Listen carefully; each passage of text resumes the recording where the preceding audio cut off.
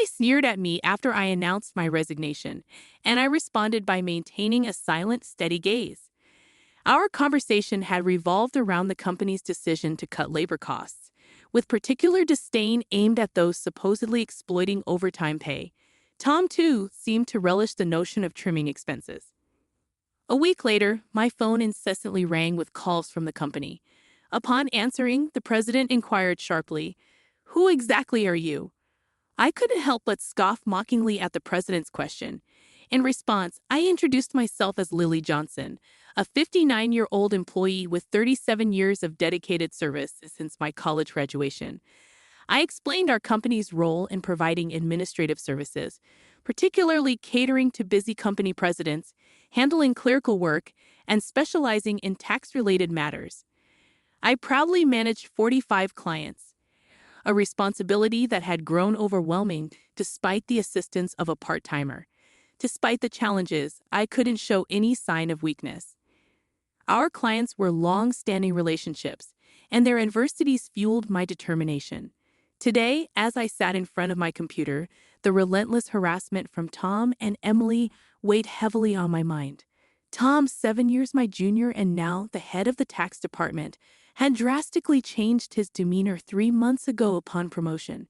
His once polite tone was replaced with condescension and complaints, making every interaction a struggle. Even when I countered, he remained unfazed, instructing me to consult the manual for guidance and warning against unnecessary actions. Emily, Tom's assistant, joined in the harassment, criticizing my efficiency and mocking my rank and file status, despite being the first to decline a promotion to department head, a fact unknown to Tom and Emily. I committed to completing my regular duties, but their harassment persisted, with Tom accusing me of increasing overtime and branding it a waste. Emily echoed his sentiment, sighing as she claimed my constant overtime was dragging down the entire tax department's performance. The recent cause of my overtime was Tom unexpectedly leaving a month's worth of client files on my desk to be filed by the end of the month. After work, my face drained of color as I glanced at the files before me. "Wait, these all have deadlines this month, right?" I uttered in confusion. However, before I could grasp the gravity of the situation, Tom was already packing up his desk, completely uninterested in addressing my concerns. "I'm heading out. Take care with that," he casually remarked as he swiftly left the office, leaving me with a pile of urgent tasks. Emily followed suit, adding insult to injury with a mocking laugh. The incredulity of the situation weighed on me, and I sighed heavily as I opened the client files scattered on my desk. To my dismay, some of the files were originally Emily's responsibility. The realization deepened my sigh. I understood why Tom had been subjecting me to relentless harassment. They wanted me to retire quickly. My extensive experience and deeper knowledge in taxation made me a preferred resource for other members of the tax department over Tom. Tom's unapproachable demeanor and unattractive appearance made everyone except Emily avoid him. It seemed Emily's proximity to him was strategic, driven by Tom's preference for younger female employees. The shallow nature of their thinking sent a chill down my spine. Emily's harassment was not just a personal vendetta. She aimed to curry favor with Tom, the one evaluating the tax department's performance. Despite these challenges, I had to manage the declarations alongside preparing tax declarations for my assigned companies. It seemed today's workload was far from over. However, claiming overtime would only invite complaints from Tom and Emily, leaving me resigned to the prospect of unpaid extra hours. Then, unexpectedly, I received a summons to the president's office. Our company had recently undergone a change in leadership due to the former president's sudden illness. The new president, the former president's son, wasn't fully acquainted with our company. As I entered the office, I noticed Tom and Emily with unpleasant smirks on their faces. In a tense atmosphere, the president dropped a bombshell. "Lily will need you to resign by the end of this month." My mind spun as I asked for clarification. Tom and Emily had apparently accused me of overbilling for overtime, citing that while others had around 15 hours, I had exceeded 80 hours.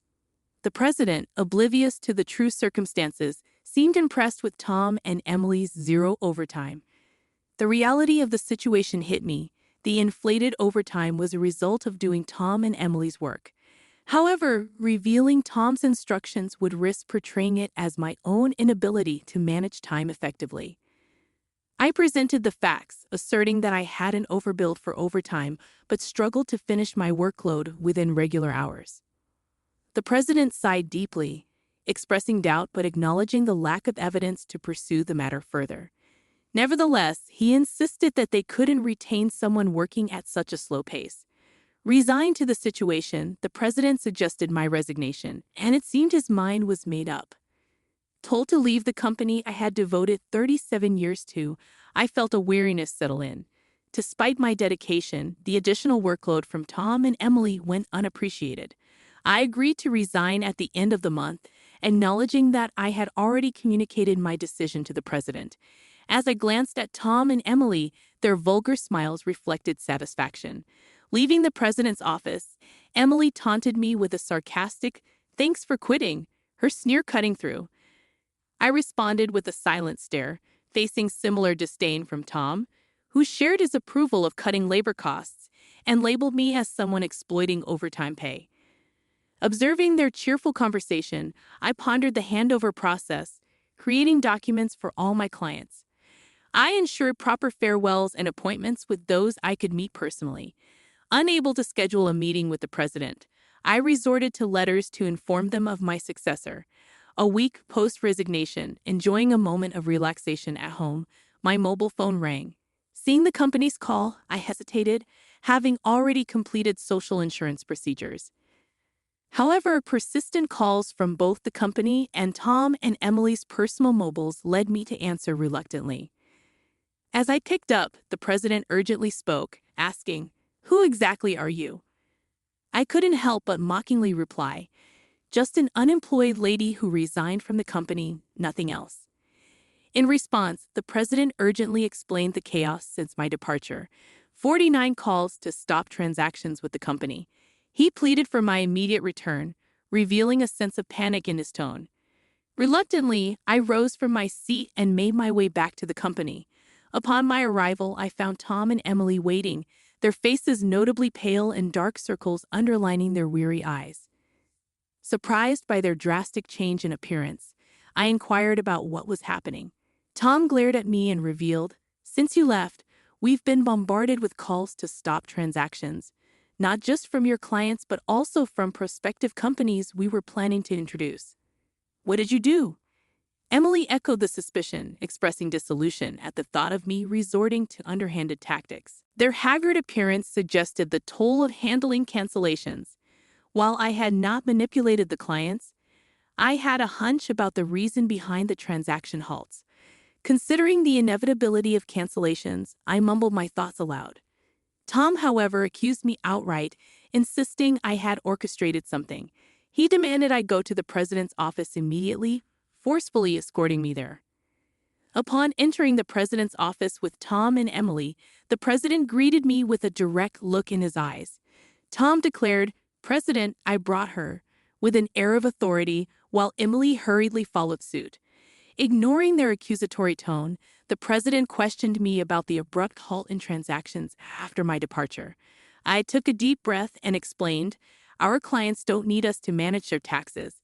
There are tax accountant firms that offer cheaper services. They continued with us because of me." Tom snapped back, questioning my self-worth, and Emily taunted me, both challenging my value to the company. Undeterred, I elaborated on my unique approach, offering tailored tax-saving strategies that resonated with our clients. Tom dismissed it as inefficient, arguing that their manual-based operations were more practical.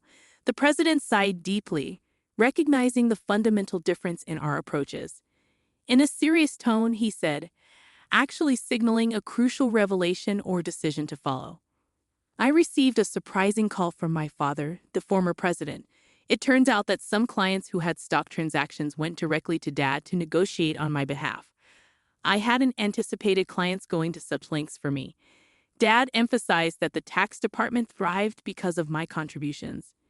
Not only did I manage my clients efficiently, but I also supported my colleagues' clients, possessing knowledge that even Tom couldn't match.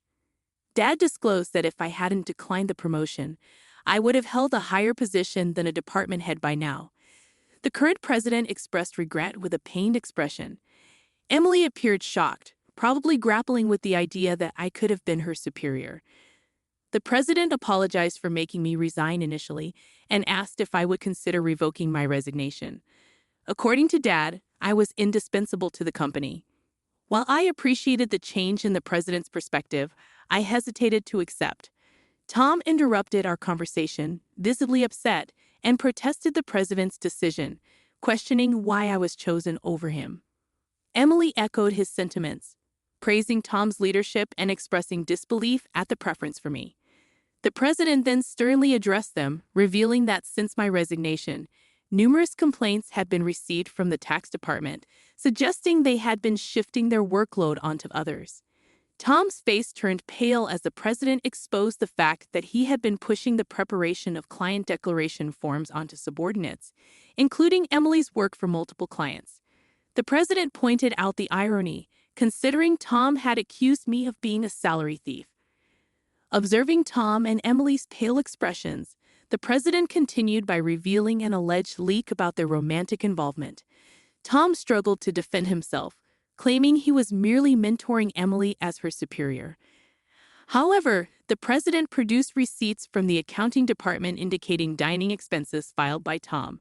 Confronted with evidence, Tom, sweating profusely, was unable to provide a convincing explanation. Emily, too, turned ghostly pale as the president accused them of neglecting their duties, inflating expense claims, and violating company policy by having an affair in the office while being married. In a calm and straightforward manner, the president declared the termination of their employment effective immediately.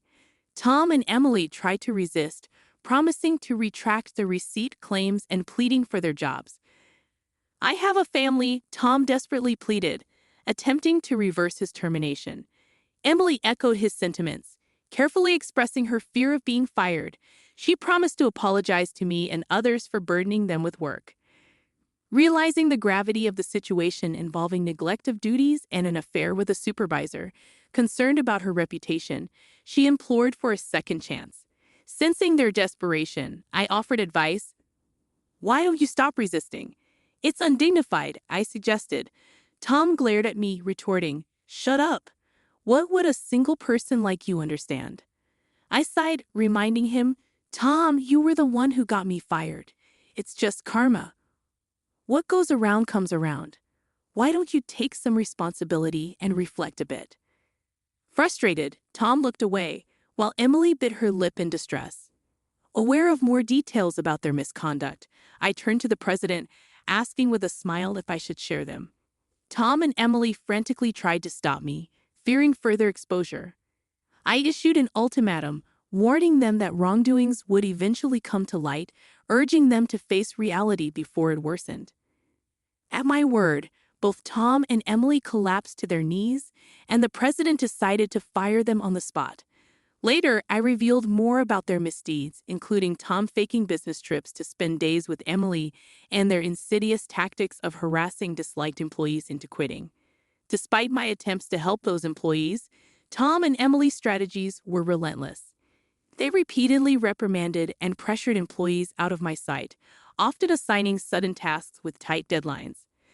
The resigned employees had initially asked me to keep quiet, but since they were now happily working elsewhere, I decided it was time to speak up. The president, furious at my revelations, expressed anger about cutting Tom and Emily's final salary. He planned to thoroughly investigate past inflated expense claims. Tom, with tears in his eyes, thanked the president not to cut his salary, fearing the impact on his family. As the truth unraveled, Tom's affair with Emily came to light, leading to Tom's divorce. The two now face claims for compensation in the divorce lawsuit, marking the consequential aftermath of their actions. I became aware of the situation when Tom reached out to me, seeking assistance in persuading the president to reconsider their firing. Emily and Tom found themselves in dire straits. Despite their efforts, they struggled to secure new jobs in the tax industry. The industry's close-knit nature meant that word of their misdeeds spread rapidly, making potential employers hesitant to hire them. Desperate for income to cover divorce compensation and living expenses, they resorted to day labor at construction sites, a stark departure from their previous office roles. Emily would often call me in tears, pleading for help. "Lily, please help. I only wanted a better life, and I never truly liked Tom," she'd cry. However, I couldn't ignore the fact that their predicament was a consequence of their own actions. Many, including myself, had been impacted by their behavior. I reminded Emily that the consequences were a result of her choices. "You can't unring a bell," I told her firmly. Facing hardships was the consequence of her decisions. Emily's despair echoed through her protests. Despite her regrets, the outcome remained unchanged. As for me, I chose to distance myself from the chaos of the corporate world. Despite the president's pleas for my return, I declined. Once told to resign, I had no desire to return. Instead, I found solace in assisting at a friend's tax office, supplementing my income and enjoying a more relaxed lifestyle. In the future, I entertained the idea of starting my own office, where I could serve my clients without the constraints of corporate bureaucracy. In my own space, I could fully dedicate myself to my clients' needs. As a tax accountant, I aspired to be on equal footing with my clients, providing service without superiority. This marked the beginning of a new chapter in my life, one filled with excitement and opportunities to pursue what truly mattered to me. My second life had just begun, and I eagerly anticipated the journey ahead.